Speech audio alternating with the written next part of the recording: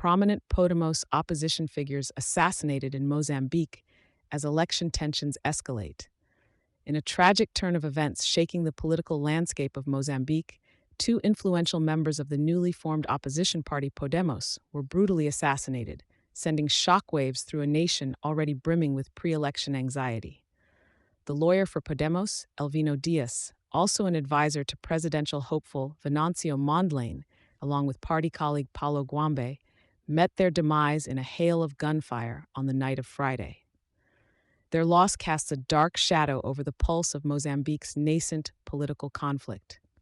The double homicide occurred as the pair were being pursued by assailants, culminating in a violent attack that has been starkly memorialized on social media through images of their bullet-riddled BMW SUV. This heinous act underlines a deepening crisis in Mozambique, which stands on the precipice of potentially explosive civil unrest. Mozambique, which has been under the grip of the ruling party Frelimo since gaining autonomy from Portuguese colonial rule in 1975, is now confronted with the growing discord of an opposition that suspects foul play in the electoral process.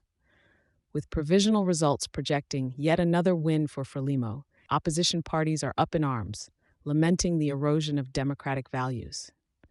Observers from the West have echoed these apprehensions, scrutinizing the 9th October elections for transgressions such as vote manipulation and suppression of dissent, probing practices gravely at odds with established democratic norms. In the shadow of these incendiary allegations, Podemos, the party at the center of the ongoing turmoil, has galvanized its supporters to engage in a nationwide strike set for the coming Monday. The strike is a bold endeavor to denounce what they deem to be fraudulent electoral activities. However, there looms a chilling specter over these plans, with fears that the protests could devolve into violence.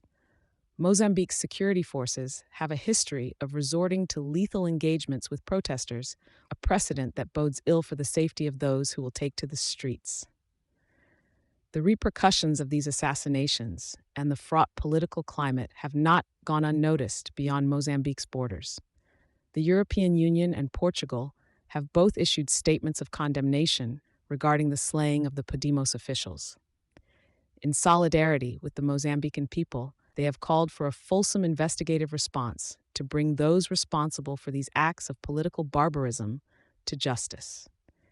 As the dust settles on this grim episode in the 24th of October looms, the announcement of the final election results may prove to be a watershed moment for a country at the crossroads of democratic integrity and political turmoil. The international community, along with Mozambican citizens, can only hope for a peaceful resolution, one where the cycle of violence is broken and the collective voice of the people is honored. Thank you for choosing Satori News.